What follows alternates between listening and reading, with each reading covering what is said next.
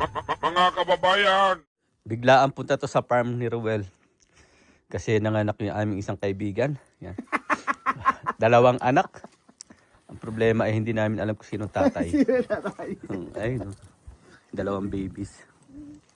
Ayun, no. Ang cute, oh. Hello, Jessie! Jessie! Gabing-gabi, oh. Ang oras po dito ay alas 7:30 ng gabi. Oh, mag-alas 8 na pala. Doon.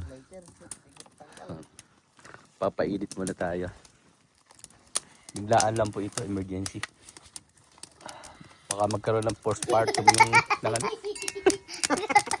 Kasi wala man lang dumadalaw. Walang support. Kaya dinalaw namin.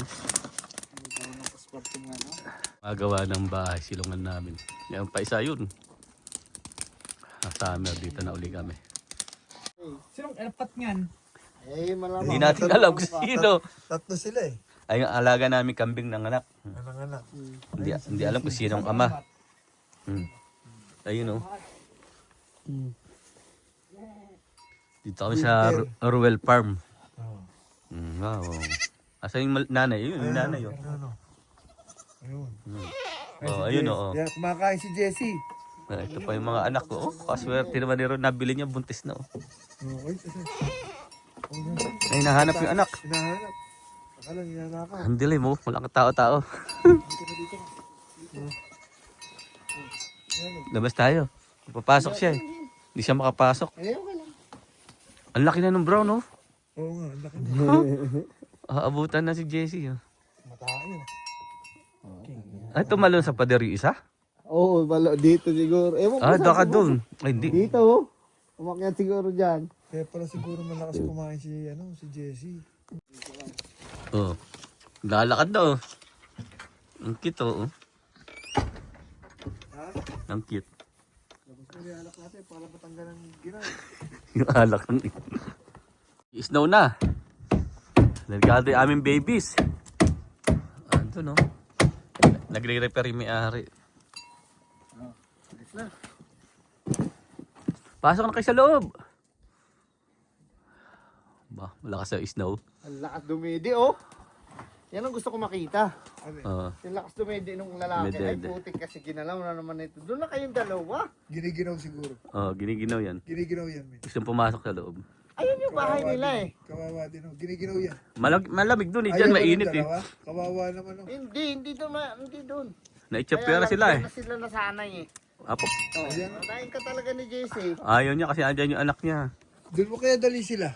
Oo nga, kawawa naman yung dalawa, oh. Nako, kagabi pa kami, kinarga ko pa yan. Oh. Para papasukin doon. Wala, walang ano. Kasi tap, ikukuhan ko doon. Na homeless tuloy yung dalawa. Magpapainit tayo ng tubig. Dahil malamig, nag-i-snow, oh. Kaya kami nandito kasi Nag-i-snow, oh. nanganak si Jessie. Raining camping, oh. Ano dyan? Grabe, oh. Lakas na ng snow. Lakas ng ulan. So, pinuntahan lang namin ang anak ni Mr. Benjamin. Papainit tayo ng ano kasi sila, yun ang pampainit nila, eh. Ako, ito, oh. Ihagis mo sa akin yung karton, kukuha ko ng hay. May-ari ng farm. Yung, yan! Yan! Itong camping namin. Basta pag tropa talaga, walang iwanan, no? Oh. Kahit mabagyo, dito kami, sama-sama. Habang habang nag-i-snow, oh. Diba? Kuha pa ng itlog. Pakita mo, kuha ng itlog. Oh, pakita mo video mo. Meron ka? Ayan, ito yung manok. Para isama natin doon sa ating ano. Nako. Saan ba? Ay, doon pala sa ano. Titingnan ano. Ay, nahanap ko yung bukasan. Pasok mga kaibigan. Iilawan natin si ano. Kailangan may itlog. Ang palabasin yung manok, ha? Oo. Ayun. Bukasan. Ayun, oh. Ayun, dito, pare. Ayun, oh. Oh, ayun, dami, oh. Oo. Kunin mo na lahat. Lahat dapat. Salamat natin yan sa noodles, guys. Diba? Check mo baka meron dito pa. Ano na? Wala na. Apat lang. Ito yung aming mga alaga, oh. Well, hindi sa amin to. Uy, Nabasag pa. wala. Pero parang sa amin na din, oh. Ano nangyayari sa'yo? Nabasag pa, pero pwede pa yan. Probinsya nga tayo, eh. Probinsya life, eh. Umuulan pa. Sige, Gab. Pigain mo doon, Gab.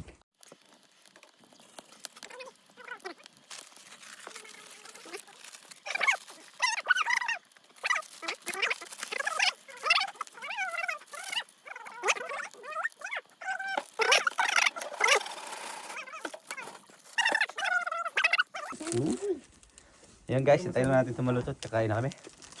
Sabay muna. Mamaya ulit. Yan muna kayo guys. Kakain muna kami ha. Ang pagkain. Oh, ang sarap. Lucky me. Makasurvive lang. Malamig. Hindi na namin kaya oh. Nagpapainit na kami. Uwi na rin kami. Salamat sa may-ari ng farm. Nakatikim ng 4 na itlog tsaka 2 noodles. Ayun pa. Diba? Saan ka pa? Cuts and cook. That's ko. Bye-bye guys. Bye po. Uwi na po kami. Thank you. Thank you sa inyong panonood. Bye-bye. Bye.